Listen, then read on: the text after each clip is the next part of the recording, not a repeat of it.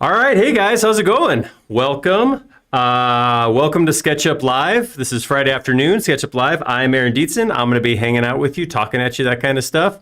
And with me, in my ears and yours, is my good buddy Jody Gates. Hey, everybody. And yeah, we made it. We made it to another Friday. So just let me be the first to say, great job. Good job getting here. Pat yourself on the back. You made it. Yeah, so this is going to be a fun one. This is kind of we do this, right? We every couple of months, this need to do organic modeling seems to bubble up in our team. So if you watched last week, Tyson did some work with Artisan, which is an awesome plugin for organic modeling, and it was cool to see how I've never used. Have you used Artisan, Jody? No, I am not an artisan, I guess. Artisaner. Oh, yes, artisan is its own thing, huh? That is right. Good English, good English. Yeah. But this week we're going to do a little different. We're going to use some SUbD and kind of the TomTom suite of tools. So we'll do a little bit of quad face tools, little Vertex tools mixed in there with some SUbD. And then what I want to do is I want to take a file that we start with SketchUp and SUbD modeling or organic modeling, Artisan too. When you go in and you do this, it's great for getting those flowing forms. What can be tricky to do, it's possible, but it's difficult, is getting finer detail in there. So if you want to do things like wrinkles or lines or smaller details in there, it's tricky to do a SUbD because you have to deprecate your mesh so much to get that little geometry. It's really tough. Yeah, I'm always looking for ways to add more wrinkles in my life. So this will be great. Time to put some more Vaseline up on this camera right here. Smear, smear, smear. The Michelle Pfeiffer filter, I call that. That's right. Smooth it on out. So we're going to look at a little workflow that I came up with on the side. I was just doing this kind of for fun, and I actually got a couple requests to show what that looks like. So we're going to use some SketchUp and some SUbD, like I said. Then we're going to hop over to the iPad, and we're going to use Forager. There's no official connection between SketchUp and Forager. It is just a 3D sculpting tool that I happen to have on my iPad. I have a copy of that. So that's why I'm using that tool. If you use Sculptress or ZBrush or whatever other tool you use, the process will be very similar.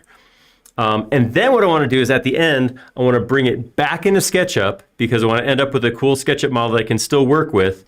And to do that, I'm going to use Skimp from MindSight Studios. So handful of extensions. I know a lot of times I try to do as much as I can with the native tools.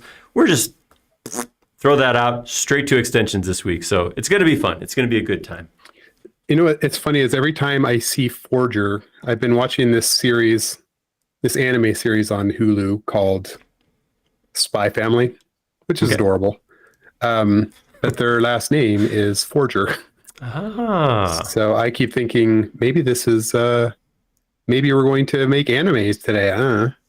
Nope, I did come up with what I thought would be a fun little model to work on.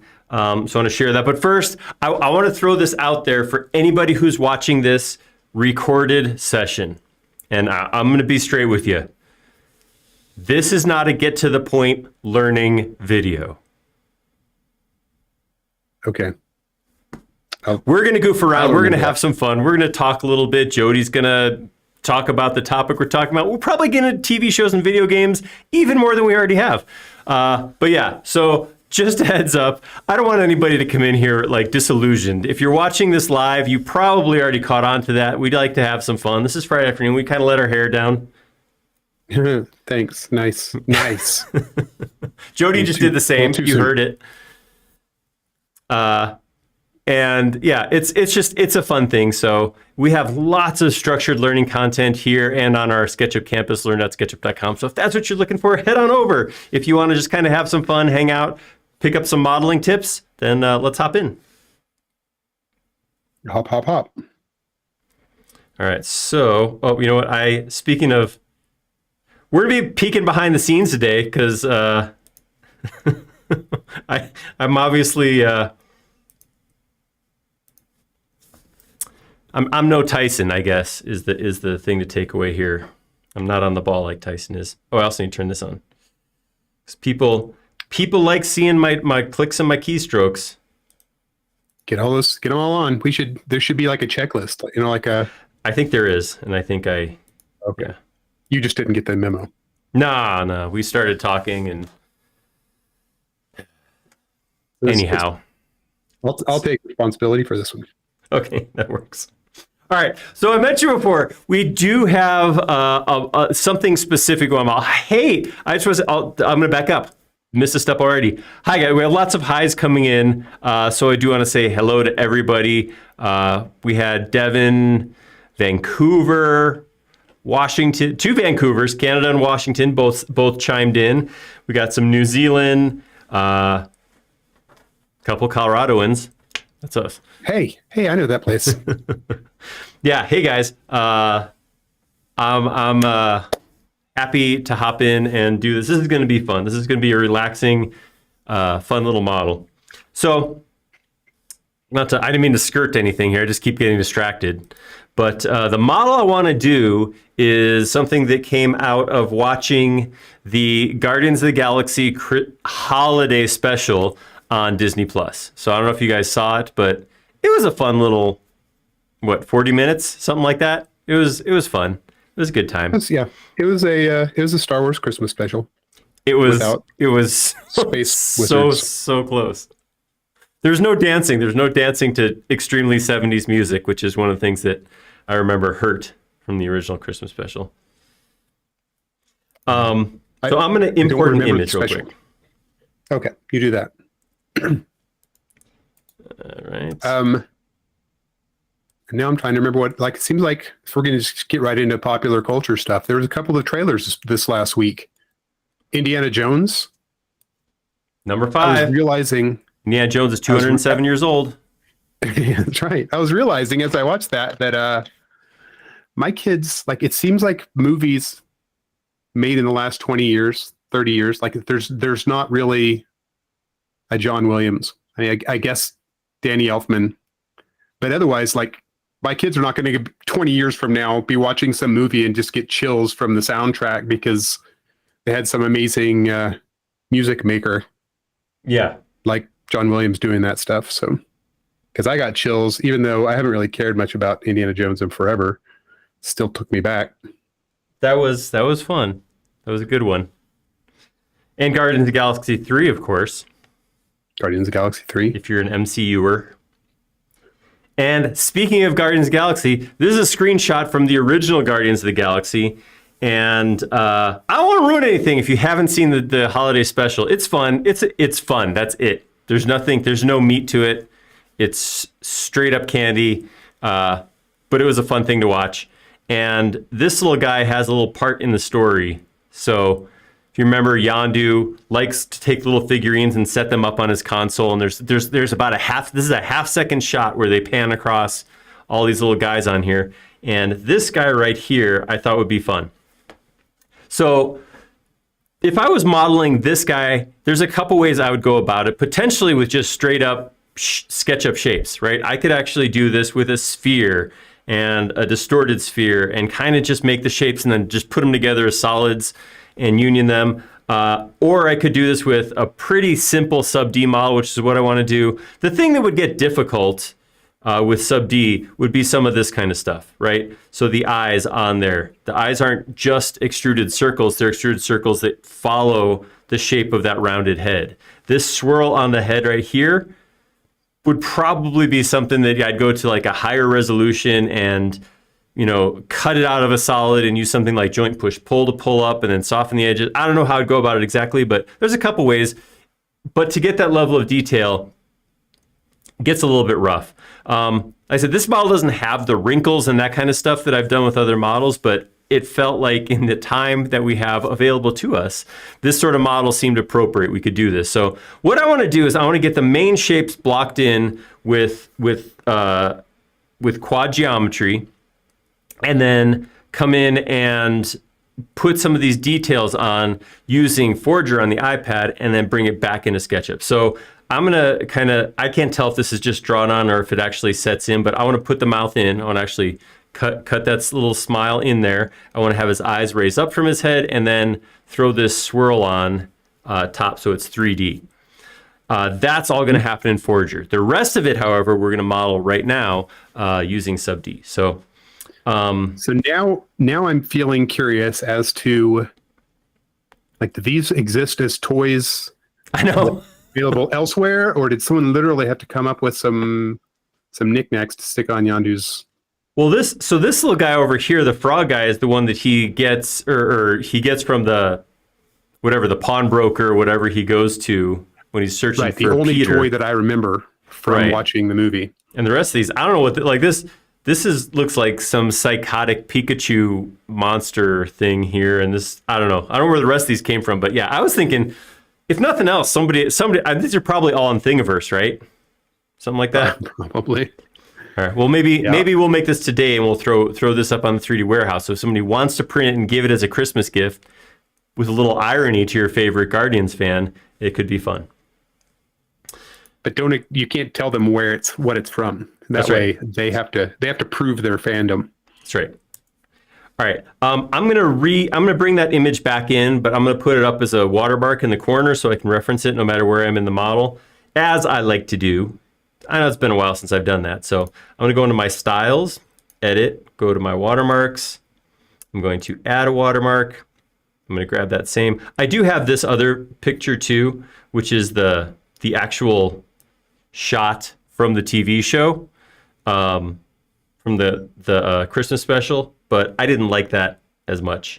So I'm going to use the picture from the movie instead. All right. Next, make it fully opaque so I can see details. I'm going to position it in the upper left corner. It's pretty simple, so I don't need a ton of detail. But there we go. Now I have it, in case I need it, right above my head, so I can look at it if I need any of it. We got more people coming in. Yeah, we got Pensacola. I see that Randy is Groot, which actually then pops thought in my head is new Groot, right? Teenage Groot is hitting a the completely different barbells. Groot. Woo! Yeah, Put a little. He's stocky. I don't know if that's just puberty weight or if he's coming into himself and working out, but yeah, he's definitely heftier than he was before. Good for him. I hope he's good for him. I hope that he seems to also be less cranky than little Groot was. Yeah, absolutely. All right, so I'm going to say goodbye, Niraj, and I want to start with a shape for this head. I will be honest, perfect circles, creating perfect spheres, which this is not a perfect sphere. This is a little bit distorted. It's squashed. It's smaller on the bottom than it is on the top. But creating circles or spheres with SUbD can be a little tricky, because if I come in here and I just do, a rectangle, so even if this is a perfect square, if I grab that, make it a group, SUbD it, it's never perfect, because the tension that's put on the sides versus the corners, it's different. So it looks like a smoothed out square rather than a circle or a cube. Or, oh man, we're calling it. See you guys next week. Can't talk. All right, let's try that again. Someone's got a case of the Fridays. Whew, I need to wrap it. Let's get done. So what I'm going to do instead is I'm going to look at using some other shapes. Specifically, I'm going to try out a polygon with 10 sides. I want to see how this works. I honestly don't know how this is going to go. So I'm going to do one there. I'm going to do one here. All right, and then I'm just going to grab this guy. Follow me with this guy. Get rid of this. All right, so this is going to be the head of my whatever this thing is. I'm going to make that a group. And I'm going to try SUbDing it. And that, even at the first level of subdivision, that's a level 1 subdivision. We can come up here. Let's go to extensions, SUbD, and let's turn on entity info. We'll try to stick this over here. I'm already running out of screen real estate here. I look like a Twitch streamer with all this stuff all over there. So I can take this and bump this up a little bit higher. And you see it's a pretty good sphere. Like I said, this shape, when you look at this versus this, obviously not the same. The bottom has to come up, but that looks pretty good. So I think a 10-sided follow me actually is going to give me a pretty good shape to use for this. So I like that. I'm going to drop that down a little bit. I'm going to unsubdivide it. I do have a shortcut key set for subdivision. It's the U key on my keyboard, which is also a shortcut key on my 3D mouse right here. So as I'm modeling here, I'm gonna do this a lot, where I'm just gonna kind of subdivide, unsubdivide as we go through here, because that's how subdividing works. So It looks almost absent-minded. I have heard that before. The other thing I want to do is I want to make a perfectly symmetrical thing. All right, here, I don't know if there's an answer to this, but I'm going to throw this out to you guys, because we have some Marvel fans, we have some movie fans, TV show fans. Does anybody know if this little green guy has a name? Because I've heard him referred to as Marvel Yoda, MCU Baby Yoda, but I don't know if that's it, because it looks like maybe they were edging that way, but didn't want to fully commit. So if not, we should name him something, so I don't have to say this guy all the time. Not that there's gonna be other things I'm modeling, so I guess maybe not. All right, let's start by making this symmetrical. So the first thing I'm gonna do is I'm gonna come in here, I'm gonna grab half of this shape I've created, delete it. All right, and then change this from being a group into a component. So I'm gonna make it a component. I'm just gonna call it half. I'm going to take that half, option copy it over here, use scale to flip it 100% the opposite direction, then I'm going to move it right in there. Now when I grab this and I subdivide, because it's a component, both halves subdivide. Now, very important note. When I do this, I have this little bit of a seam right here. See that running right up the middle? How it kind of squishes out? That's just a function of having two halves. As I model, I know that's going to be a little bit off, and I will check that once I take my two halves and put them back together. Eventually, this has to be one piece. So when I go to export this out to open up on my iPad, I have to export it as a single piece. So these two pieces will come together at some point, but until then, I will have that little tiny bit of a seam right there. Excuse me. All right. I'm trying to do my research about this little green guy, but nobody seems to have named him. He might not have a thing. He might not be. I mean, it's gotta at some point. I feel Somebody like you probably made called him up something. Marvel Yoda. Really? Maybe that was just in my own house. Maybe that was my wife and kids referred to him as that, and then I took that. So that could be. That's fair. All right. So we have the basis for this head. I'm going to go ahead and come in here. I'm going to chop the bottom off. And then I'm going to close it up. And I'm going to pull it down like this.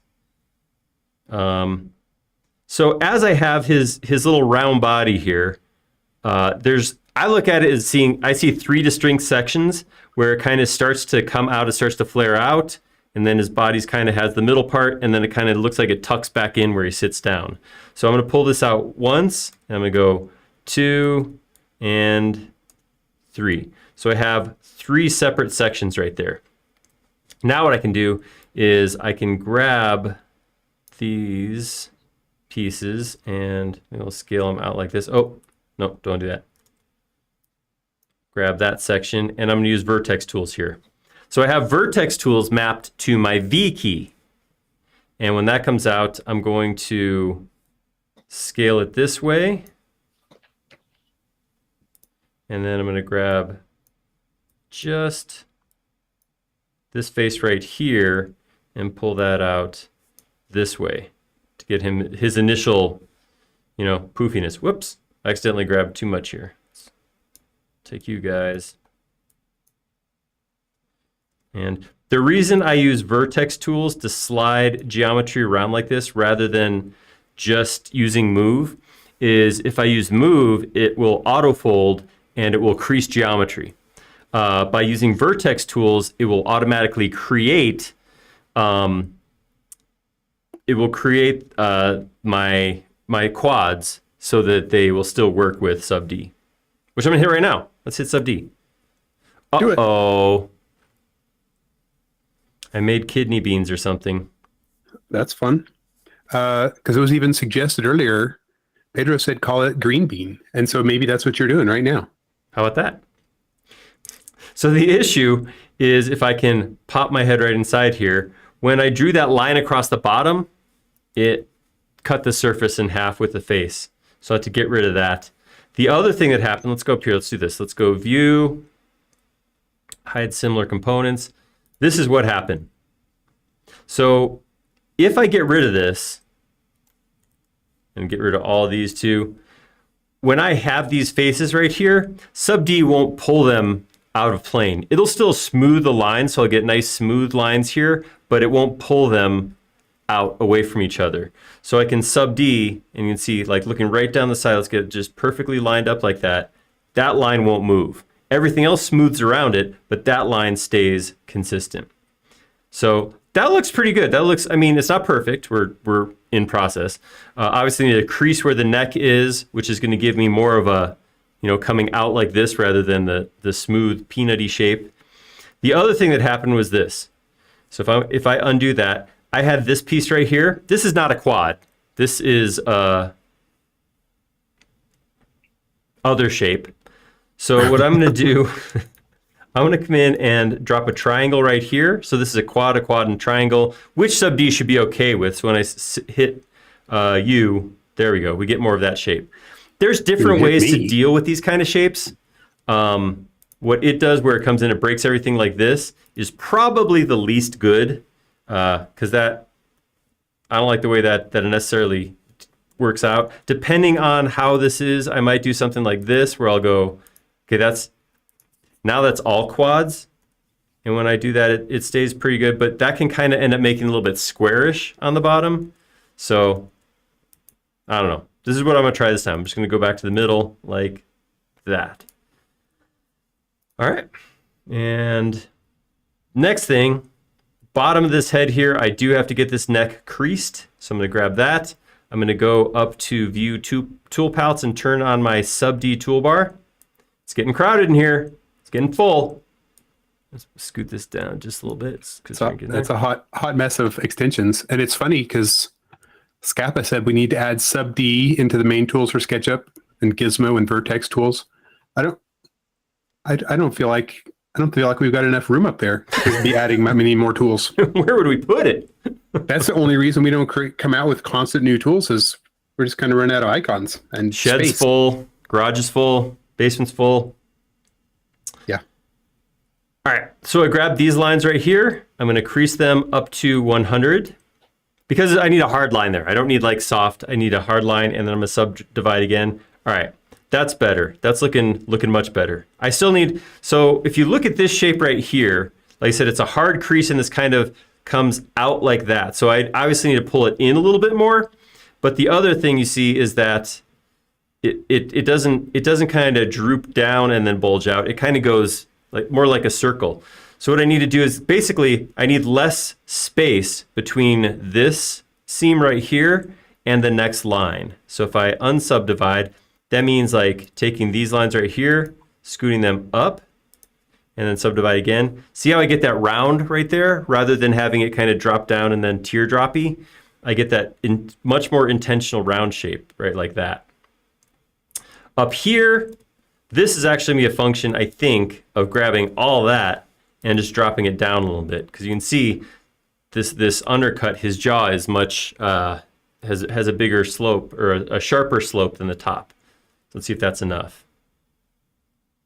Looks like I need to drop it even a little more. So you can see why I have a shortcut key for SUbD. if you're modeling like this, you're going to be smacking that button a lot. Okay, yeah, so that looks pretty good. I like this. I like where this is going. Looks like a little mushroom. Yeah. Our little, the Baby Yoda, that term is, of course, offensive to Mandalorian fans because they know him as Grogu. Or Grogu's offensive because they fell in love with the term Baby Yoda. But maybe working off of Grogu, our subdivided creature could be SUbD or something. No, that doesn't work either. As the words came out of my mouth. No, probably SUbD is not good. But dang, thought I had something. Well, I was going to say you're on something, but on to something. Sorry. Okay, moving along. All right, so we have a pretty good shape here. This, like I said, we're doing the broad chunks in SketchUp and SUbD. So there's 3 more pieces that I have to put in. That's the ear, the arm, and the leg. You can see the arm just kind of droops down. It's, no detail, it's just kind of real, almost thin to nothing right here at the chin, kind of blobs out, and then no detail. The feet kind of jut off to the side, and not a whole lot of detail there either. And then finally we have the ears sticking out, they're carroty shaped, I guess. I don't know. Those are the 3 pieces. I want to pull all that geometry right out of existing geometry. So this is gonna be the most apparent with the ears, so I'm gonna start there. I'm gonna come to this surface, which is directly on the side, which looks like it should line up. I'm gonna grab this rectangle and offset it.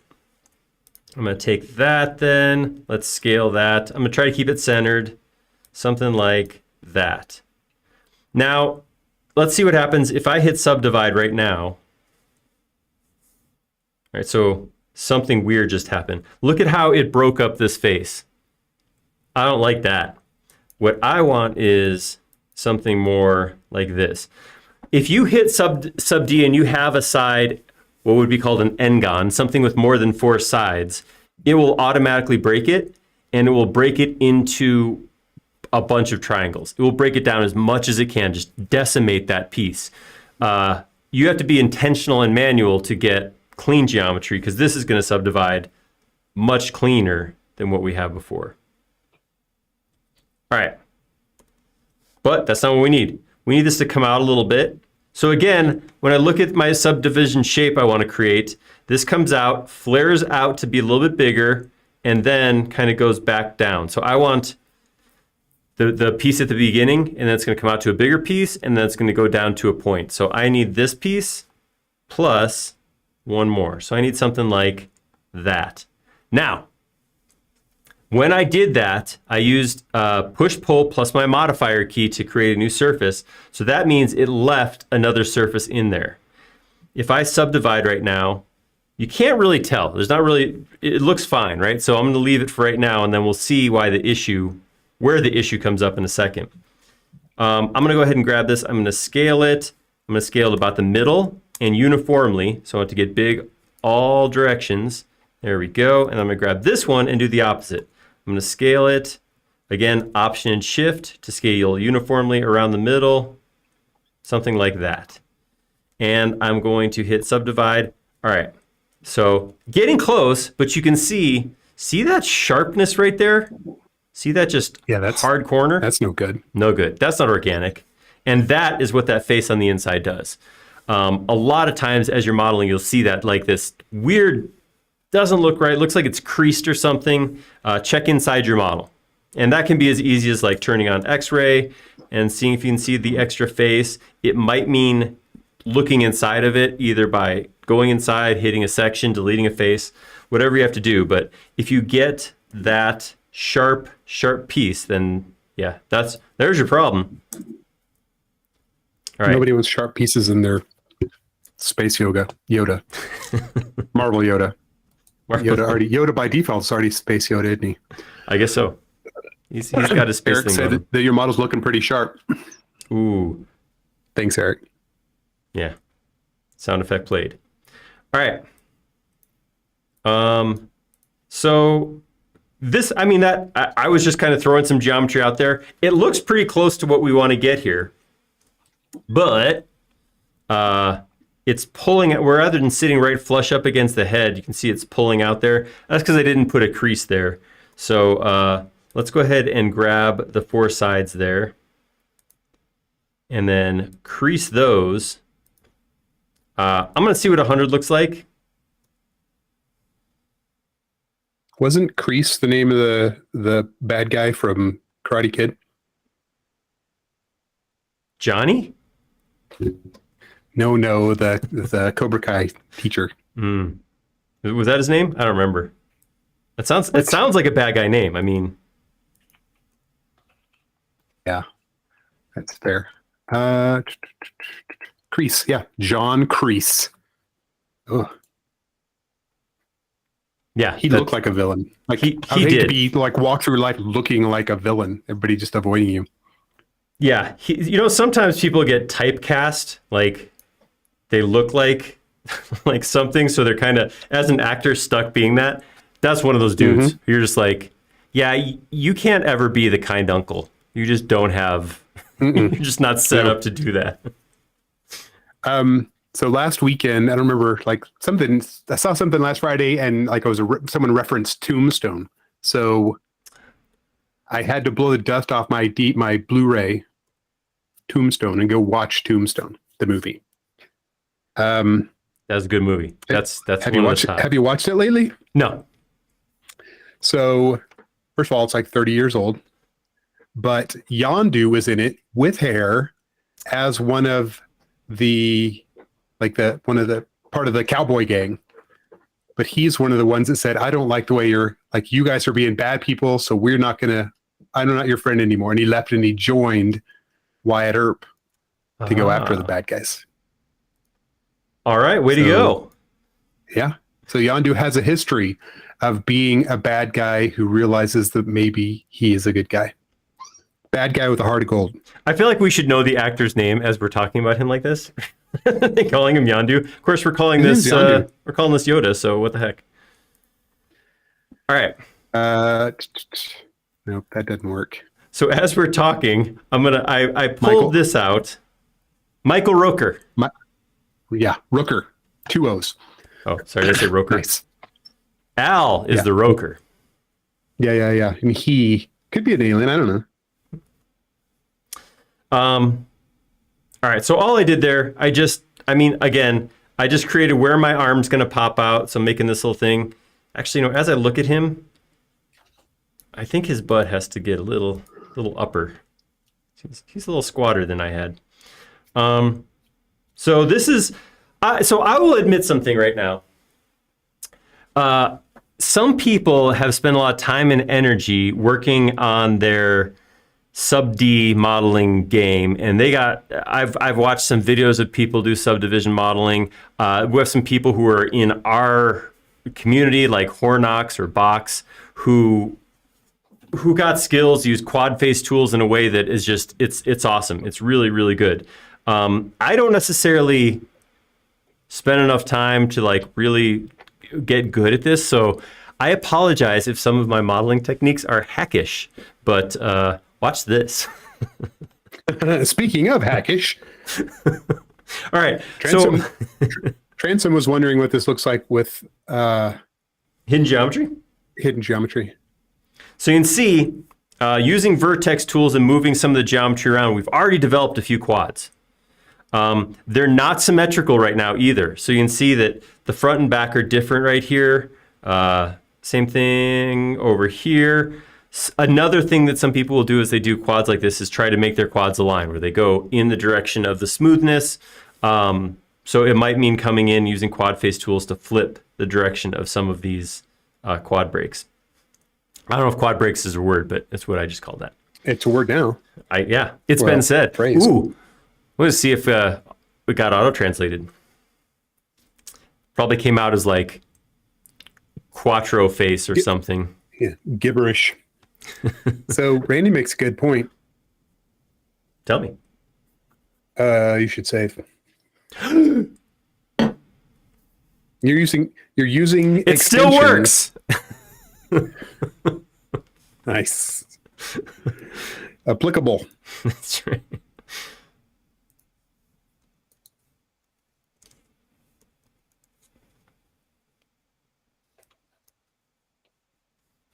All right. We're going to say this is not Yoda. All right, so There here's you what go. I'm going to do here. That's what his name is. Snot Yoda. It's not gross.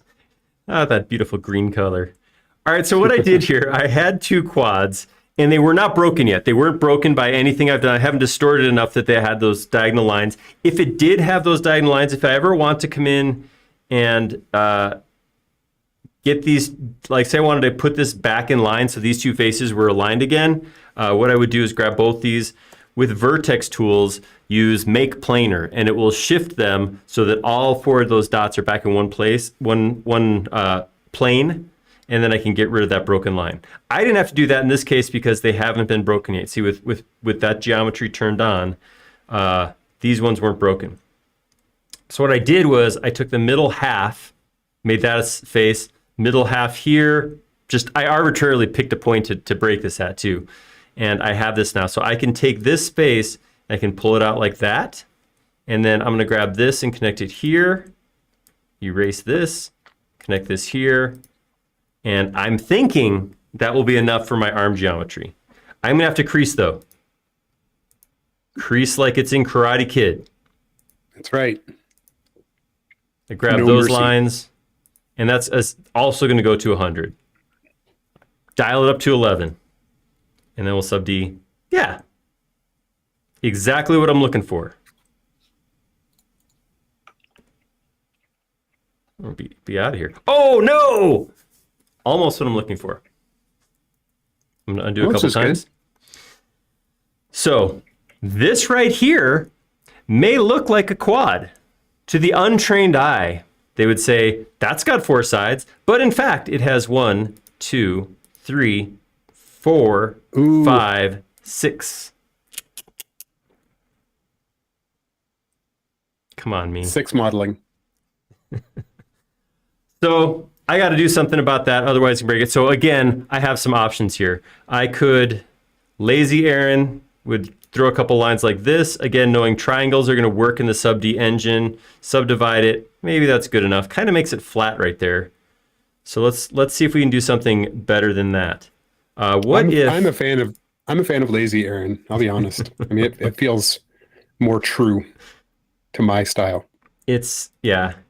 So I don't know if this is going to make any difference, but I was kind of wondering, what if I gave myself another basically control point there, subdivide that. When that shows up flat like that, then I could take this point, pull it out a little bit, and maybe regain some roundness.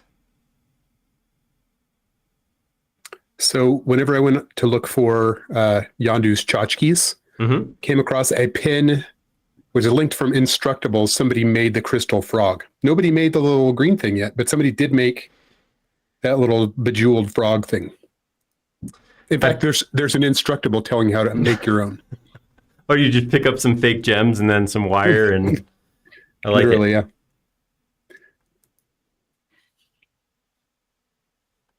Yeah.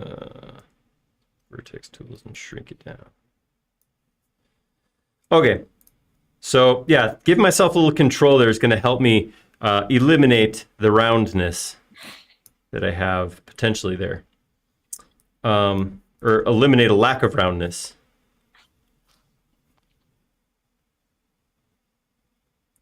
All right, onward after saving.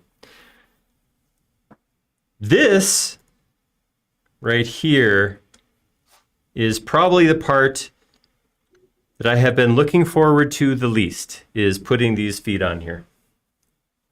Now see what the feet look like. Oh yeah, those cute little things. Yeah. So if I was doing this, if I didn't want a single SUbD model, which is kind of my, for no particular reason, goal out of this model, I would probably just model these separately and squish them on and intersect them. But I'm not going to give up like that.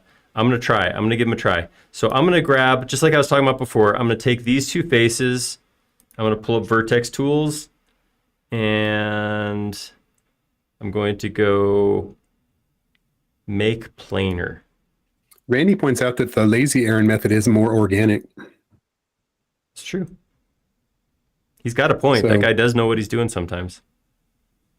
Although I guess you don't need to be too organic with this guy. He's not organic. He's made out of space plastic.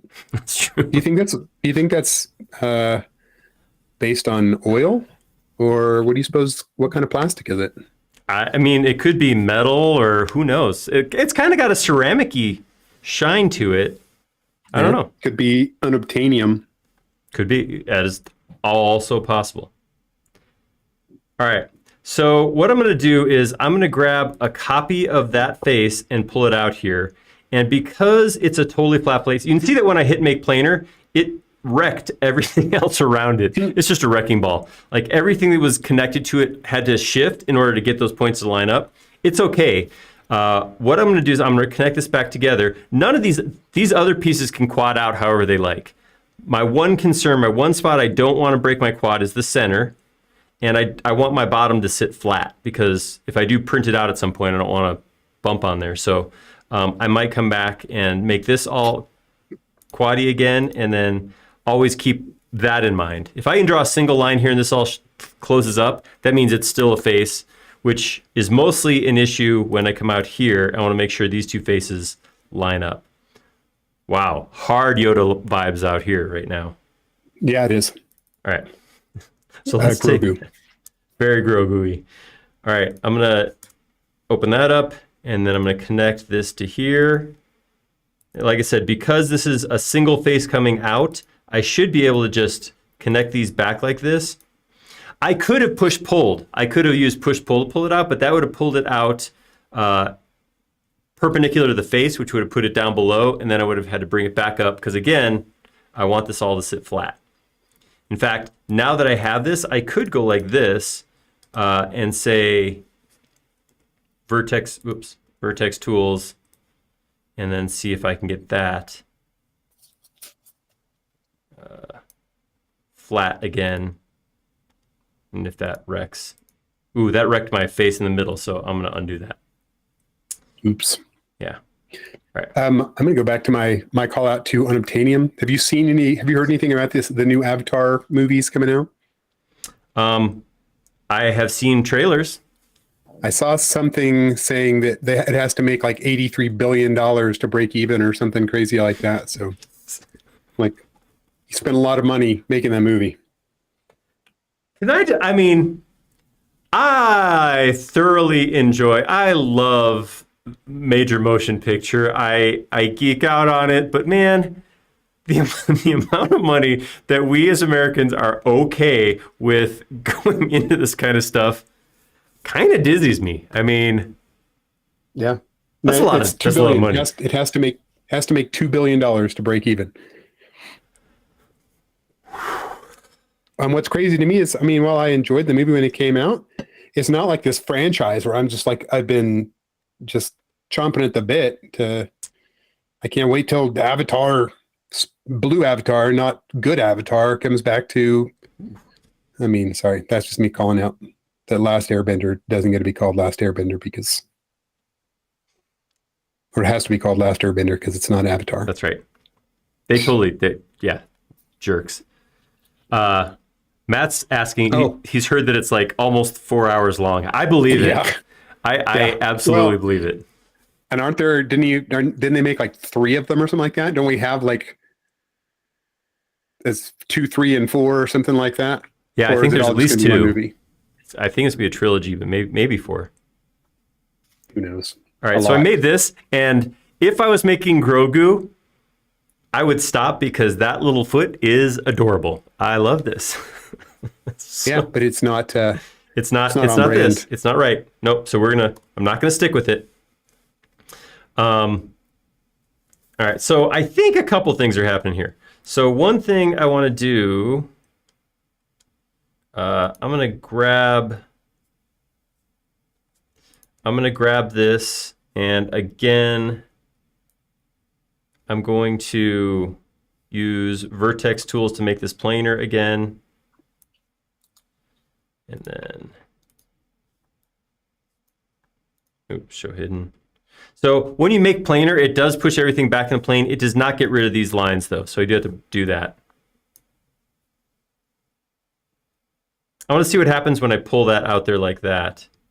And then All right, that gets me more what I'm looking. I know I'm not here yet, but that gives me at least like an actual foot shape, and it's not all this weird thing. So I'm yeah. really getting some flip along vibes here. Like everything is experiment. Is this going to work? Oh yeah, no, that didn't do what I wanted to do. Let's try this. Oh, absolutely.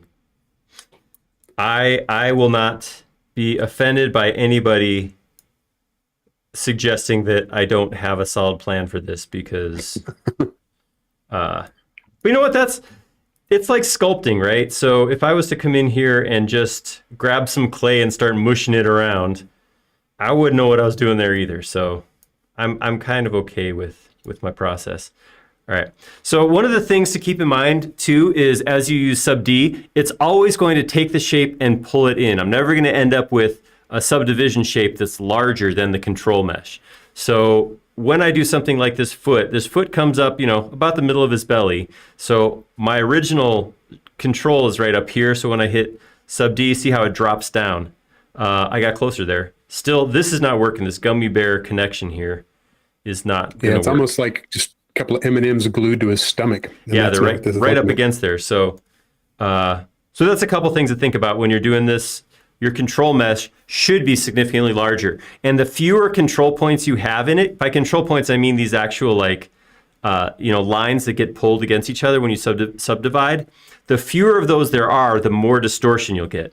So because this is 4 pieces, when I subdivide, those 4 corners pull way in. If I had this broken up and it was like, a mesh of 9 squares, it would just kind of round on the corners. It wouldn't kind of pull into an oval like it is. Just something else to be conscious of if you start doing this kind of modeling. I know there's people out there who get this better than I do and who spend more time doing this kind of modeling. But for me, there's still a lot of, I don't want to say guesswork because I have a good idea of what's going to happen. I just don't know exactly how it's going to happen. So I know there are some people who have a little more control over their subdivision modelings than maybe I do. I like to call it experimentation. I like that. Because then it sounds like you're a scientist. I am not a scientist. But it sounds like you are. That's all I'm going for. That's true. All right. It's time to break out the quad face tools here. So there is another set of extensions. It's a suite of tools called quad face tools. I'm going to go ahead and turn that on. I was putting it off. I was seeing how much I could get with just what I already had on the screen. But let's add another toolbar. So what I want to do is I want to pin this foot back to the body. I don't think I want to come all the way up to here, though. This seems a little too high. So what I want to do is I want to break this mesh all the way around right here. So I want to see if I grab this and I click that. There we go. See how that grabbed all the lines there in that loop? All the vertical lines are selected. And what I can do now is I can click, oh, so small. There we go. Woo! It worked. All right, so the reason I couldn't just do that before, I couldn't just draw the line across, is because several of these quads are already broken. See that? So I can't just kind of draw stuff wherever I want once I'm modeling this way. So now I want to pin this back here. So I'm thinking I'm going to get rid of this geometry on the inside like that. And I'm just going to tie this, boom, up like that. Like that. These two didn't connect because it needs a break in there. So I'm just going to draw that. No, I don't like that. I'm going to draw it the other way. And then I can grab this line. If I want to create a quad, this is a quad. A quad is a 4-sided shape with a line along the middle. The line along the middle is softened, smoothed, and has cast shadows turned off. That's very important. It's that has cast shadows turned off flag that tells the subdivision engine to smooth that face over. So if I want this to be one of those, I turn on soft, smooth, and I toggle cast shadows off. I feel like that's a setting that I would forget to do every time. You'll know right away. Okay, that's way better. This is better. I feel like, is there a geometry in there? I feel like it's becoming cuter than the original toy. It does look cute. It's adorable. As soon as I put these bug eyes and creepy smile on, it'll uncute in itself. Oh, there we go. Wait, so I don't even follow what you're going to need Forger for at this point. Like you're getting there just with SketchUp. So this is a little bit of a forced example, I admit, but Okay.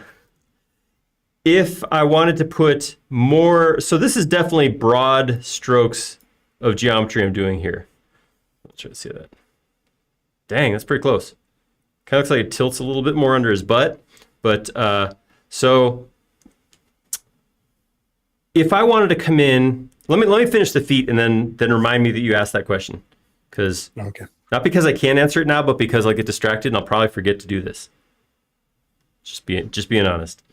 All right, so I'm I just going to appreciate take your honesty. I'm going to take this right here. Use Vertex tools to just scoot it back. Just get that right under his rump there.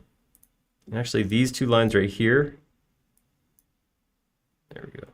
I'm just going to move those up. All right. Oh, that's a good point. Randy said that anybody with a sine wave above their head immediately looks like a scientist. Coming back to the point that you may be a scientist. Sine wave's gone now, though. Dang. Had it all.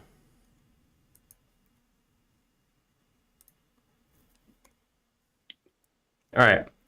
All right, so I'm gonna say that's what I'm going for. This is so obviously I could do some fine tuning here. I could go in and squish and squash and move stuff around just a little bit. You guys have seen me do that, and nobody enjoys it. If only we could just move components around. Copy, paste. If only. That sounds weak. Doesn't sound that much fun, to be honest. All right, so I'm gonna take this. I'm gonna unsubdivide it. I'm going to now grab these two pieces. I'm going to put them into one group. I'm going to go into that group, explode these two components. They join together. Whoa. Look at that. We got six-pack on this baby Yoda space freak. Nice. Cut. All right. And now I'm going to take that and subdivide it. And now you see that middle line smoothed itself out because it wasn't two components anymore. Now the control meshes touch each other and it knows to round that piece out. Let's bump it up. Ooh, yeah. Ooh. Smooth. All right. So at this point, so if I look at this, this is what my mesh looks like right now. So there's different ways I could go about all this, right? That's one of the things we like about working with SketchUp is there's so many ways to skin whatever cat needs it because it deserves it because cats. But I shouldn't say that. I don't know what everybody's stance is on cats. Sorry. I'm kind of curious where that expression really came from. I mean, was there a time where cat skinning was really where it had to happen? Yeah, and people were just like, well, what's the right way to do it? I really wish I had some other options when it comes to skinning this cat. Yeah. Yeah, I don't know. That seems like a dark time in human history, the cat skinning phase. It really does. All right, so to that point, if I wanted to come in and I wanted to add these eyes, right? I could come in here and put a rectangle right here, quad this piece up, pull it out, and it would give me kind of a rounded square eye there. I could go in and break it into multiple pieces. I could put another ring in here to break the quads out. I could go in and do all that. Same with the mouth. If I really wanted to put that mouth in, I could go in and break the quads. I would end up with a fairly dense mesh across the face to get all those points in there. And then when I subdivided it, it would go even more. So totally possible. I don't know how I would do this swirl. I'll be totally honest. In a subdivided mesh, I don't know how I would go about that. It would be so many pieces of geometry. If I wanted to take this right now, if I didn't want to go anywhere else, I wanted to just take this guy and I wanted to put those details onto him. His ears are way too droopy, so I'm going to fix that as I talk. Oh, you know what? I fixed one side and not the other because I. You're talking? Is it because you're talking? It's because I'm talking and not thinking so much. So I'm gonna fix this ear,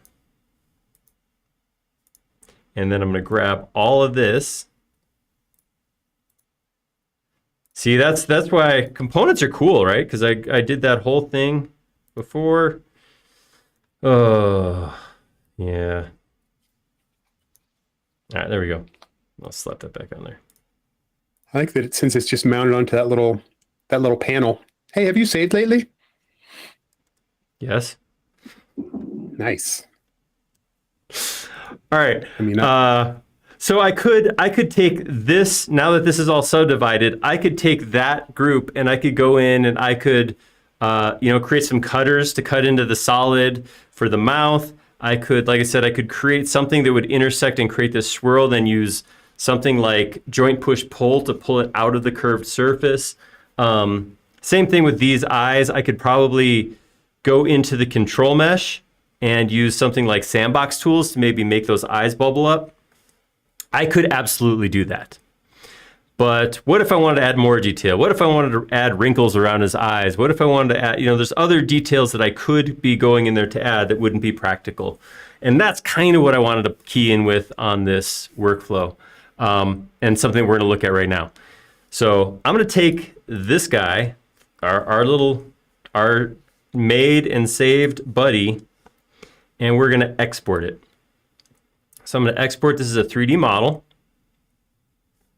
I'm going to export it as an OBJ file. So when you go to export, if you guys haven't done this a whole lot before, there's a bunch of different file types that you can export. STLs are good for 3D printing. DWGs and DXFs are used all the time for documentation. There's even a Google Earth file in there in case, I don't know, can you even import Google Earth files anymore? I don't know what those do for you, but I think you have to get them to DAE, right? Yeah, something like that, which is also an option right here, Collada. But point is, there's a lot of different files you can export. I have found that for going to other 3D modeling programs, OBJ seems to be the best. I don't know what it is about it. I don't know what really makes it different from STL. There's actually more information in there because I know you can put materials and stuff in there also. But I feel like as far as geometry going from one platform to another, what I've seen is OBJ is one of the most effective tools. So I'm going to export this as an OBJ file. I'm just going to drop this on my desktop and export. Should probably put a disclaimer at the beginning that we're going to be importing and exporting files. Sometimes that's not the fastest thing in the world to do. Okay, I'm going to minimize this real quick. And where is it? Here it is. Here's my OBJ file. Okay, over here, I'm going to take this and I'm going to share it. I'm going to airdrop it onto my iPad. Every time I see your desktop with all this stuff, part of it, I'm just like, oh, this looks so structured and organized. And then another part just makes me think that screen is so white. I would hate it. I never see it. I mean, there's always something up in front of the way. It's true. All right. So we're gonna get crazy right here. I'm gonna change scenes real quick. And we're gonna look at some overhead stuff. So over here on my iPad, I have been asked. It says, "What do I want to do with this file that I'm opening?" I am just gonna save it into my files. I know this is small, but I'm gonna walk through exactly what's happening. I'm gonna save it to my files, and I'm gonna save it into the Forger folder. And I'm just gonna hit save. I just wanted to show that part so you guys knew that I wasn't like cheating you or anything. It wasn't like taking a completely baked turkey out of the oven. That's right. I didn't take that and go, all right, I'll slide it under the table and pull this new one out. All right. All right, so now that I have it over here, let's get in here. All right, so I'm gonna save it. So I have this right here is not Yoda. Let's zoom on in like that. Awesome. We have one overhead camera, and it's the same overhead that we use in the corner of the screen on the normal things. on our normal portion of the stream. So I'm going to hop into Forger now. And again, I'm disclaiming a lot. I apologize. I'm insecure. What can I say? I haven't used Forger a whole lot. I'm not a whiz with it. I'm not awesome. I hack around. I have fun. It's a fun little program. So this is going to be, kind of high level, but I'm going to go ahead and use import, and I'm going to grab that not Yoda file. And what that's going to do is start a new model with that OBJ file. So it's going to import it. I don't know what scale stuff is in here. I don't know what just happened. It came in. We'll worry about that more on the other end. All right. So this is my mesh that came over from SketchUp. Looking good. I'm going to do a couple things before I start modeling on here. One thing I'm going to do is turn on geometry. So we have, symmetry. So there's an option here. What's going on? I don't know. What did you do? I locked up Forger somehow. Oh. It's a demo. There we go. That's what happens with demos. That's right. Come on, man. All right, let's see if that was right. Nope, that was not it. I have to guess which direction my symmetry is. There it is. It's the x-axis. All right, so now again. If I model on one side, it comes across on the other side. You'll notice right away that as I'm just doing some simple modeling right here, like some simple adding of material, look how chunky and gross that is. It's because my mesh, which is fairly fine for a SketchUp model, is pretty low quality for something like a sculpting tool. So one of the first things, whoops, redo that. One of the first things I want to do, oh man, I messed my mesh up, is, where's my smooth? Smooth.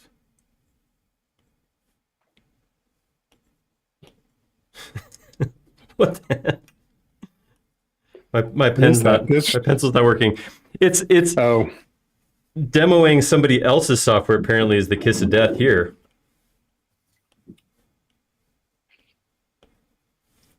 Just press undo a couple of times. It'll probably fix it. Yeah, let's do that again. Let's start all over. Let's not save that. How about that? Let's go import that again. And all right, we're out here. All right. This is my mesh. Symmetry is turned on. Low quality. All right, we're caught up. So if I hit down here, I get my mesh tools. And in my mesh tools, I can actually bring this up and I can add subdivision levels. So I can actually come in here and say subdivide, which will add, it's really hard to see, but up in the corner it tells me how many faces there are. So this subdivision at one level is 65,000 faces. I hit subdivide again. Now we're at 250,000 faces. This is a little more realistic subdivision mesh for something like I said, like a sculpting tool. SketchUp, 250,000 faces. That's a hefty model, right? But these are two separate tools meant to do two different things. So it's okay to go a little bit higher here to give myself some smoothness. Yeah, there we go. See, that's better. I might actually go even a level higher, maybe? Is that too crazy? Let's see what happens. Just crank it up to 11. There we go. How about 3? All right, so that gives me a million faces. And that, yeah, that's good. That looks nice. Okay, so with that, I'm going to go ahead and put some stuff in here. I'm actually going to use, let's see. Let's use like the clay brush. And I'm going to throw some eyes on here. Maybe make that a little bigger. Oh, too big. I don't know if anybody, has anybody on here done any sculpting apps? I was wonder what your favorite is, if anybody's used this, anything like this. Well, let's look and see. All right. So far, nobody said anything yet. Well, we got to wait that, what is it, 10, 20 seconds, 15 seconds? Who knows? To draw in the mouth, I could come in with, like this scrape tool, and I could try, ooh, that was a big mouth. Let's drop that down a little bit. I could try to come up with some nice it's going to take multiple passes to get deep enough. So I could do that and eventually probably have the geometry I want, but what I'm going to do instead is I'm going to actually use a mask. So I'm going to come in with my mask and draw what I want to put there. Then I come into my mask tools, invert that. So now I can only sculpt on what's light gray here. And then I can use something like that, like my my scrape tool. Just come in here and just wail away on this for a little bit. And it's only going to do it in that one spot. So I don't have to worry about accidentally messing anything else up. And then when I come in and turn my mask off,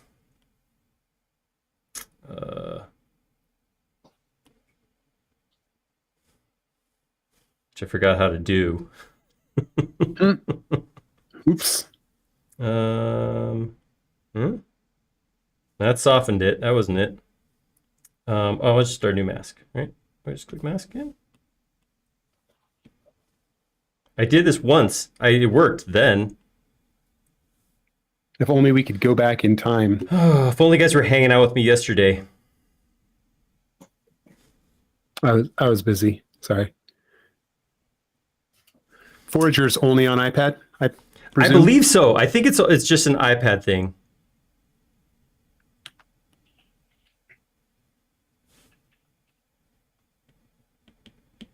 Sculpt on your iPad is their actual slogan. So that wasn't the one either. Well,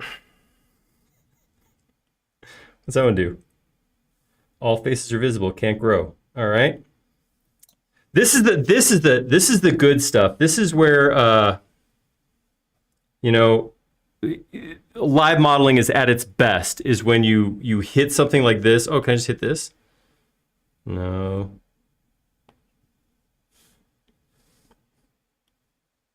What's that button do? I'm just gonna hit all the buttons until something happens. Click, click, click. I can reverse it back like that. Yeah, I forgot how to get rid of a mask. So we might be done here. This might be what we have to export. Yeah. Do you have to save on that, or is the iPad better about auto-saving stuff? I can save. I have incremental saving options, but I can also tell it to save a specific model. Okay. We'll call this one. Or no, here, let's just call this. Whoops. V1. Oh, there's always more. Exactly. Yeah, shoot. I want to do more. Hold on. I want to put the. All right, we'll do a new mask. All right, now I've masked everything. So now if I just come in here and reverse my mask. There we go. That works. Found my way out of that hole. All right, I'm going to turn Symmetry off real quick. And then the last thing I want to do is his little swirl on his head. And I'm going to do it with masking too, even though I've learned how dangerous this is just now. I'm going to bring this way down. But now you know how to undo it. So. It's true. I know how to get out of that hole. Oh, all right. So I'm just going to come in here. Oh, this might be too low resolution to do this.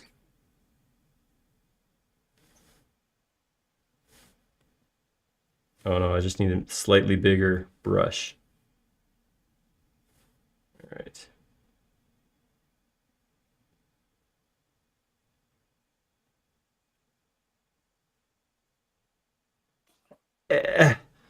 You couldn't see that, but my tongue was hanging out for that. I think I heard it.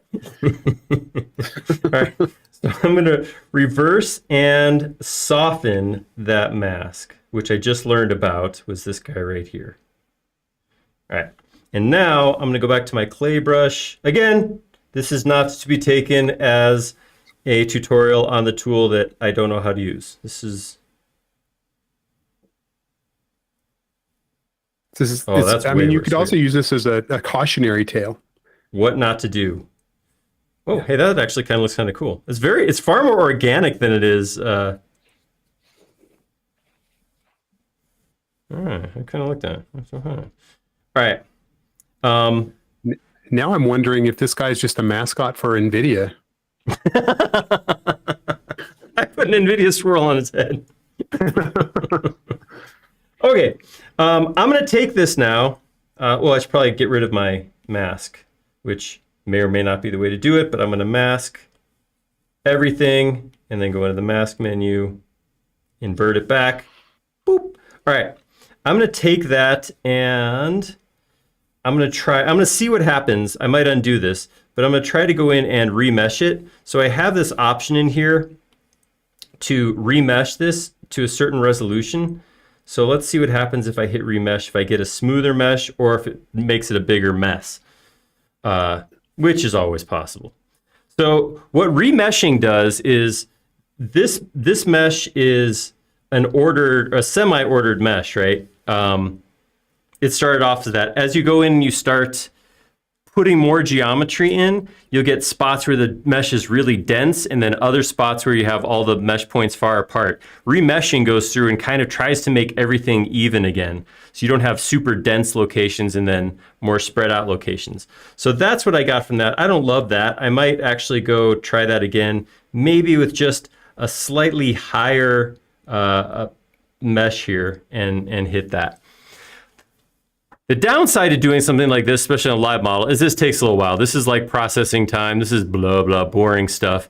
But yeah, it does help get a more even mesh. So this going back into SketchUp is going to look nicer than the mesh I had before, which would have a bunch of really small points, potentially. And it's going to have a ton of new quads. Yes. Oh, so many. This is going to be so much geometry. All right, so the other thing I could do at this point, there's other stuff I can do in here. I could come in and subdivide this further. So if I hit subdivide now, which would give me, like I said, even a more smooth mesh because it just subdivided it. Yeah, let's do it again. I'll go one more. And I'm just adding more and more geometry every time I do that. That's good. I'm not gonna mess with it anymore. You guys got the idea. But this is actually how, like I said, if you guys follow me on other platforms, I did this sculpt of a rhino that I did inside of SketchUp, and I put in wrinkles and all that kind of stuff. It's super easy to do that in here. Pretty rough to put it inside of SketchUp. Once I've got the amount of detail I want on here. Oh, sorry, go ahead. I was just going to say it was overkill for a coat hanger, but it looks great though. Once I've got that, I'm going to hit the share button. I'm going to share a 3D model. I'm going to stick with OBJ. I will call this, I'll call this file. I have no idea why, but I'm going to call file. And then when this pops up, I'm going to tell it I want to airdrop it, and I'm going to drop it right back to my laptop. At which point, through the magic of OBS, we'll hop back over here. And I can see that I'm now receiving or have received that file. So let's go back into a SketchUp. We'll go create a brand new file again.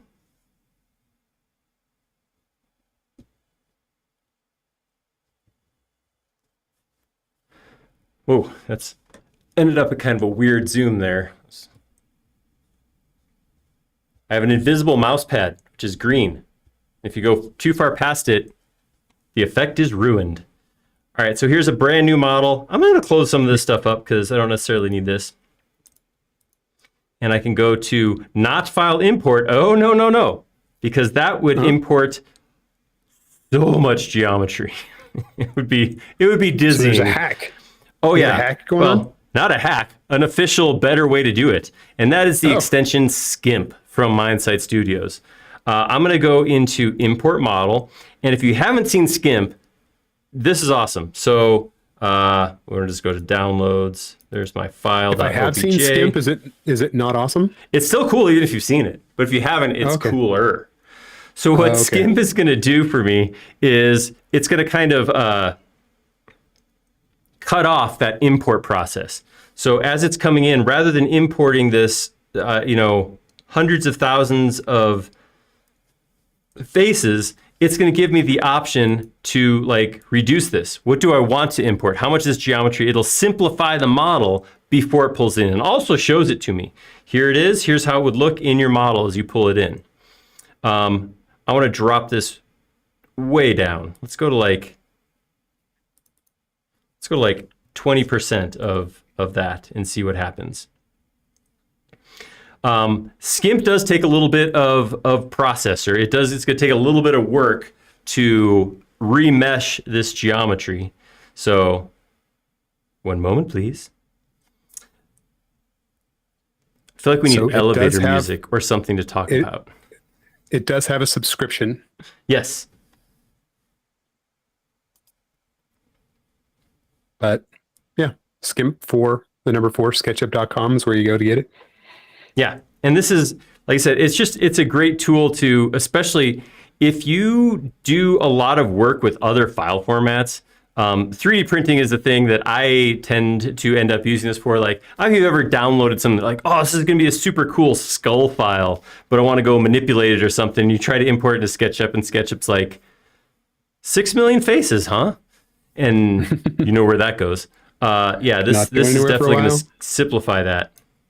Normally simplify. I mean, I think last time I did this took about 3 seconds. I'm not quite sure if this is an issue of the fact that I have multiple SketchUp windows open, multiple files open at once. Were you at home or were you in the office when you did it last time? I haven't restarted SketchUp in probably a week and a half, so maybe it's that. Do you guys do this? I kind of want to put a poll up, but how often do you like intentionally go shut down SketchUp or your computer? People say you should shut your computer down on a regular basis. I'm going to abandon ship real quick. All right, so I'm going to quit SketchUp. I do usually exit SketchUp after I'm done using it for the day. That I heard is the way to do it. But I never reboot. Okay, that's fair. Unless you have to. I assume there's an asterisk on there. Right. Yeah, if stuff starts acting up, then I turn it off and back on again. I mean, it's a mantra for a reason. It's true. There's a reason people say that. All right, so here's my file.obj.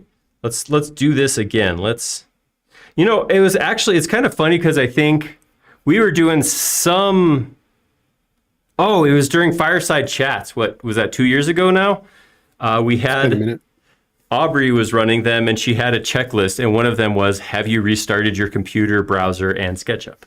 And usually my answer was no, and no. So, yeah, not my strong suit. Oh.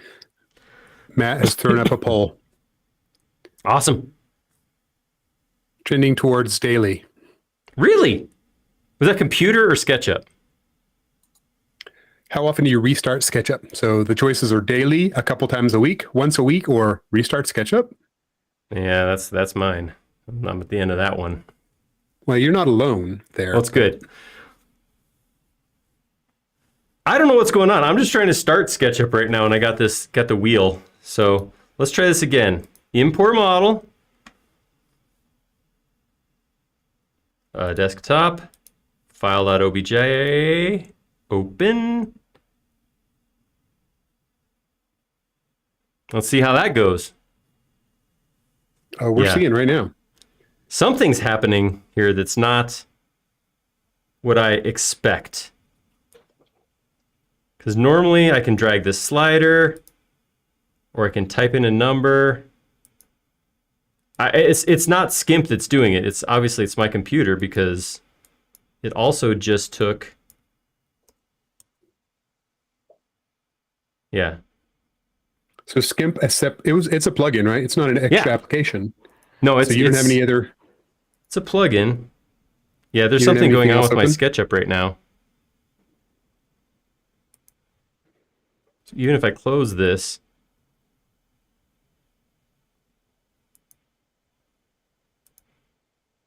All right, one more time. I gotta say, it's been a while since I've had like serious problems with just doing stuff. So I'm probably overdue. It's been going a little bit smooth, a little bit easy for me recently. So Things have been going well. I feel like that's probably not how it should go. You're tempting fate. That's right. This is your own See, fault. like right now, I shouldn't be staring at this spinning window just opening SketchUp. That's not, my computer doesn't really do that.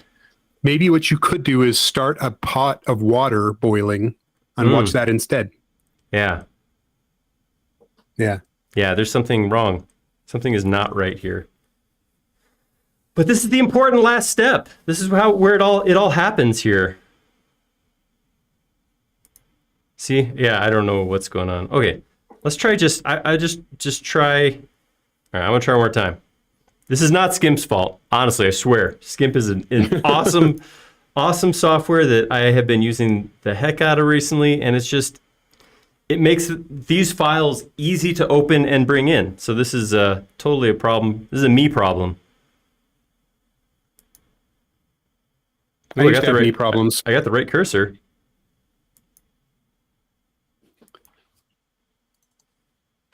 Yeah, something's going on with my computer. It's acting weird. You guys have never seen this, huh? Transom asking, do you leave your laptops running even when transporting? Yeah, I literally turn my computer off if something tells me I have to turn my computer off. Sometimes, if it's really running hard, I will like shut it down and let it like wait for the fan to stop before I stick it in my computer bag because I don't want it to overheat. But yeah, that's it. If it's not that, then yeah. All right, I'm gonna do it. I'm gonna restart my computer. We can still hang out though. Don't go anywhere. I think that it's probably worth also considering a Mac has amazing power management whenever you power it down, whereas my Windows-based laptops have always been just running, they run horribly, or they hold a charge horribly. If I don't power down and then I don't immediately go home and plug it in, then the next day my battery will be dead. Okay, I found a problem. What's the problem?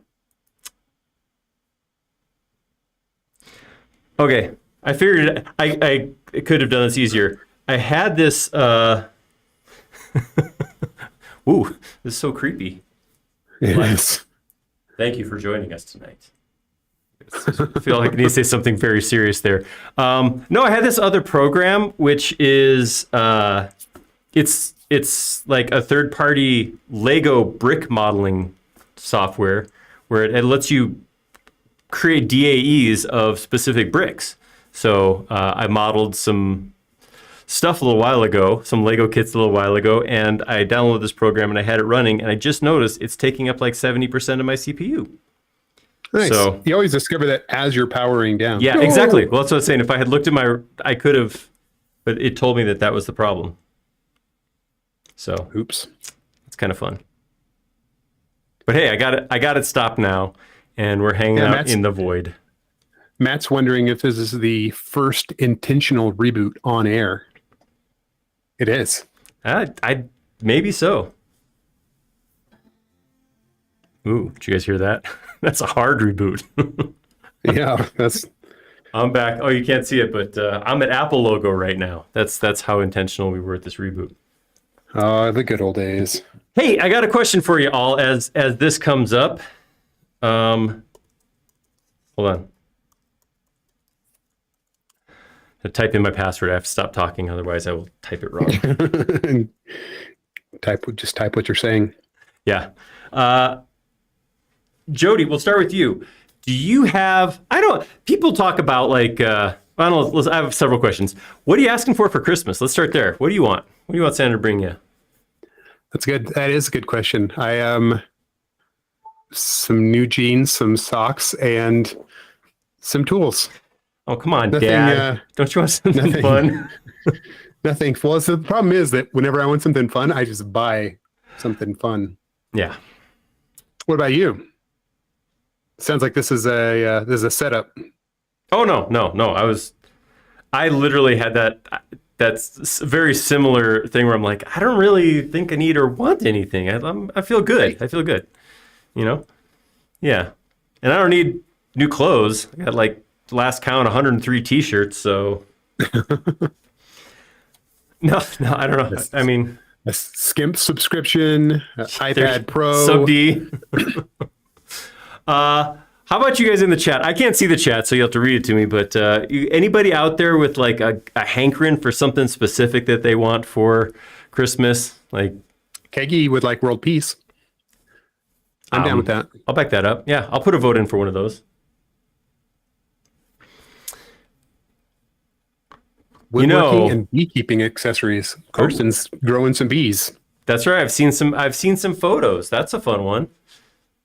That's not something that that's one of those, so sometimes people have, and I've run into this too, where I want something very specific for a specific hobby, and it's hard to go, can you get me this very specific thing? I feel like, oh, look at this.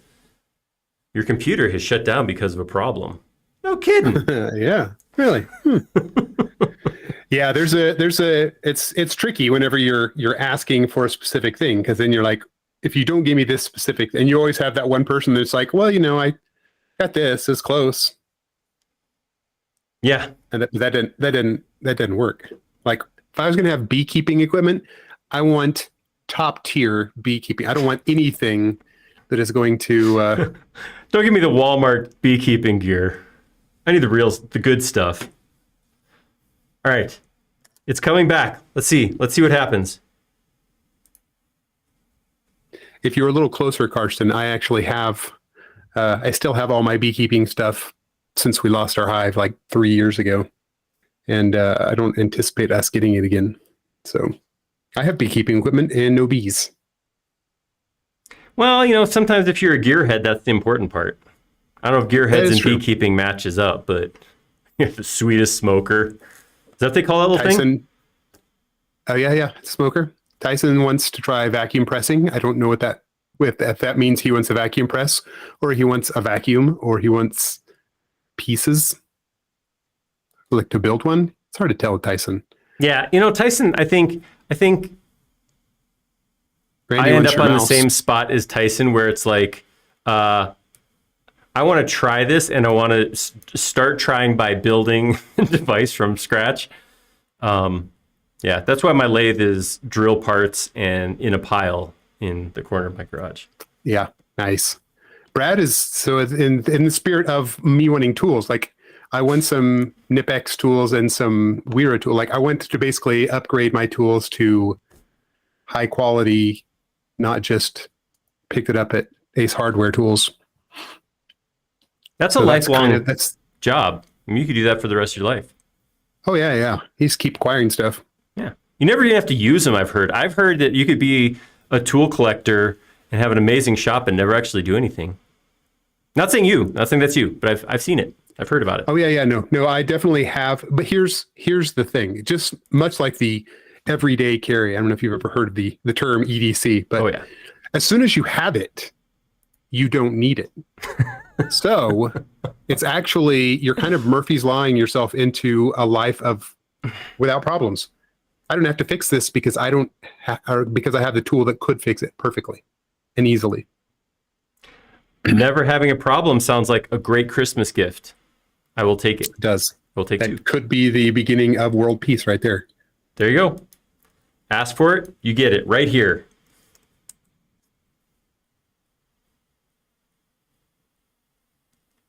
This is big. This is a big toy. This is currently 18 feet, 36 feet wide. Okay. Why? What is doing this? All right, something is still running on my computer. I'm probably getting some update, like pushed down, or something's going on. What is that? Something is running at 160% of my CPU. 181%. Oops. It's growing. That's cool. Right? Whatever it is. Growing's good. It's eating more of what I have not to offer. It's the nothing. Dang! This is the coolest part of the whole thing, and I can't do it. Kill me. Maybe I need to get off the internet, because maybe This is something that's being... Sorry, I'm going to have to hang up and try and get this in. I'll call you guys back that's true. as soon as it's done. Well, no, my computer's not connected to the internet. We're going through the studio computer here, so yeah, but, I mean, weird. Nothing you're doing on SketchUp requires bandwidth, right? No, that's what I'm saying is, it's an issue that SketchUp is being slow because nothing I'm doing is see that should have been. I'm orbiting nothing. Okay, that's fun. I like that. Dang, I hate ending on a low note. Yeah, at some point it just kind of turns awkward as you kind of do this song and do the dance same thing over again and it stage. still doesn't work. How about that? Well, here's this really cool. This isn't even that huge. Oh no, it is 1.3 million. So yeah, that's too much. Yeah. So maybe what we're learning is, in the case of using Forger, decrease. Send it over even smaller. The fact that I can't see through that whenever it goes to wireframe. Yeah. Let's try. Problematic. Let me try something. And now that everybody's left, I hear crickets. All right. I'm going to try. I'm just going to send it over. I'm going to drop a new file on my laptop. I just dropped down to the lowest subdivision level in Forger.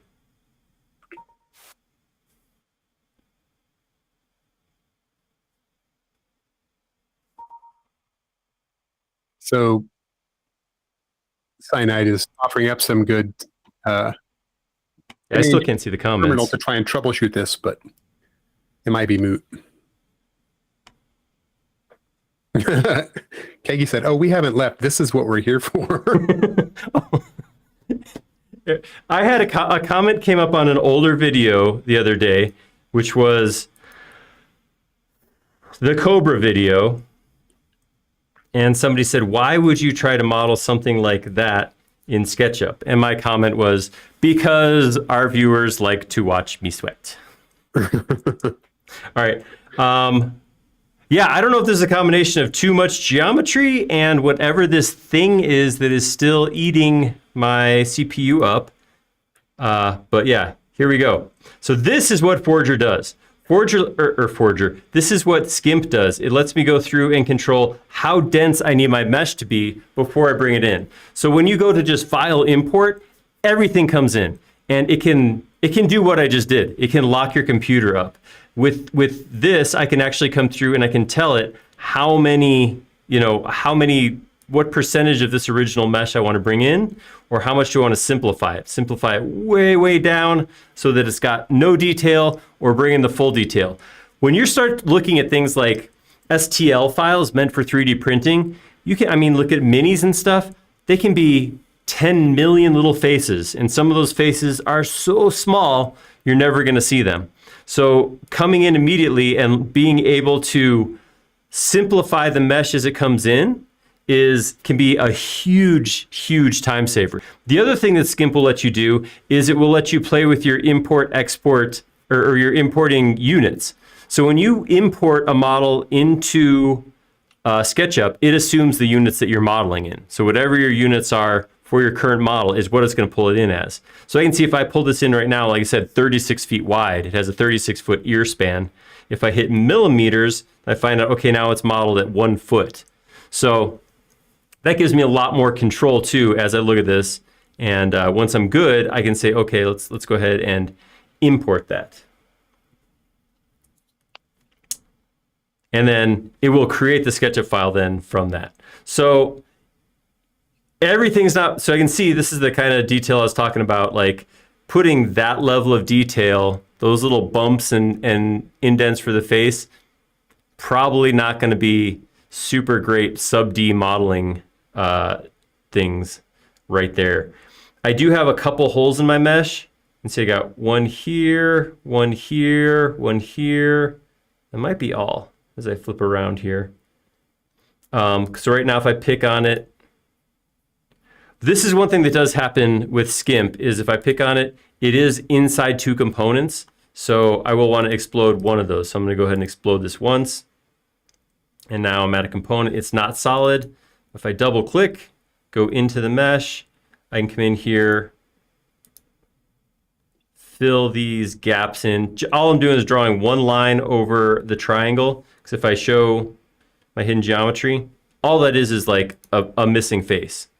Can't even say why that happened. I don't know. It doesn't seem to be a function of scale because I've tried different units of measure. But yeah, there we go. Once we get that right, get rid of that. And now let's exit out. Not quite solid. Let's keep rolling with some more extensions. Solid inspector. What do you got for me? One moment, please. Dramatic pause. A reverse pause for effect. Face. Fix it.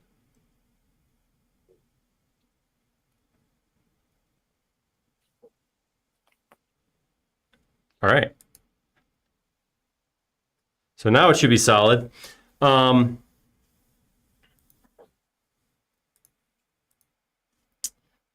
not seeing solid. Looks solid to me. Might be one of those spots where I have to explode it and make it a group again, but that can always take a few seconds, so maybe I won't do that. A few seconds if you were not in front of a live studio audience. Right.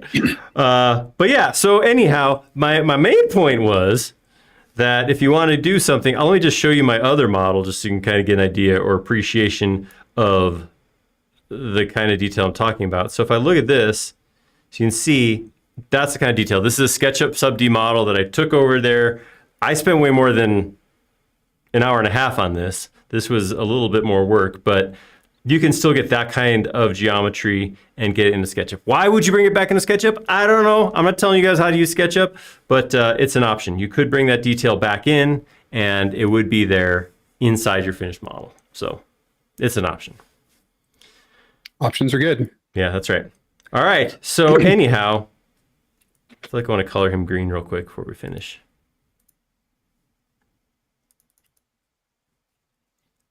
Yellow eyes, too. Yellow eyes. I'm not breaking my mesh apart or going and coloring triangles to put yellow eyes on. We're going all green, full green. You get solid green. That's what you get. Green the yellow is painted on afterwards anyway. That's right. So exactly. That's done in post. That's right. Absolutely. Just before it was glazed. You probably should save. Randy makes a good point. You're really tempting fate here. Oh, man. I want to walk away from this model and never see it again. What would I save it for? No, I'm going to mess. I'm going to mess. Like I said, there's something is not right here. Something is incorrect because I did this a couple times and did not have these issues. So I will get, if you go on our forum, forums.sketchup.com, there is a post for this. I will figure out, I will get a higher quality mesh pulled in than this, and I will share it as a SKP solid. So if somebody does want to print this or play with it, it will be available. I promise I'll do that. I just, no, I'm not going to mess with this anymore. Maybe you just need to like shut it down and chill for a little bit. I don't know. We'll see. But yeah, there we go. There's the workflow semi-competently explained. Struggle was real and minor, but it happened. But right now, we're going to call it. So thank you guys for hanging out with us. Thanks for coming and spending your Friday with us. I appreciate your time, especially towards the end there. If you're still here, you're awesome. We had a bunch of people stick around. It must be fun to watch you flounder. I guess so. I enjoy it. Well, yeah, well, that I assumed. But, I was actually thinking back. It's been a while since we've had, like, a real disaster. Like, maybe that, for me, that last Cobra model was that last one where it was just, like, nothing is working out. So, this little bump in the road is not too bad, I guess. All things considered. All things being equal. But yeah, hey, we're going to call it. Thank you guys for hanging out with us. Please do come back next week. Next week, Eric's going to be in front of the camera. And do we figure out what he's modeling? Yeah, he's doing a Christmas scene, as you might see on a Christmas card. That's right. Or winter holiday scene, just in case. Oh, sure. Yeah, there you go. Winter holiday scene. There we go. He's going to be doing one of those. Probably a snowy winter because winter in Australia is different. Okay. Different scene. That is very true. Jeez. And Yeah, he's in so much California, qualification. actually, and it's not going to snow there either. So let's call it a December Colorado scene. How's that? There you go. Yeah. Or No, New we England. talked about that, like making, how do you model snow drifts or snow on a roof or that kind of thing. So it'll be a fun one. It'll be good. Swing by, hang out with us. That will be our last model or our last live session for the year. We'll pick it up again in January. We're not getting rid of these. We're just all going to be taking some time off to the end of the year. So it'll be fun, recharging, and we'll get back at it with excitement and Models that embody 2023. that's right. I don't know what they're going to be, but they're going to be 2023-ish. Why not? Exactly. Awesome. Well, hey, thank you guys. Everybody have a wonderful weekend. Stay sane, stay safe, and we will see you next Friday. See you guys.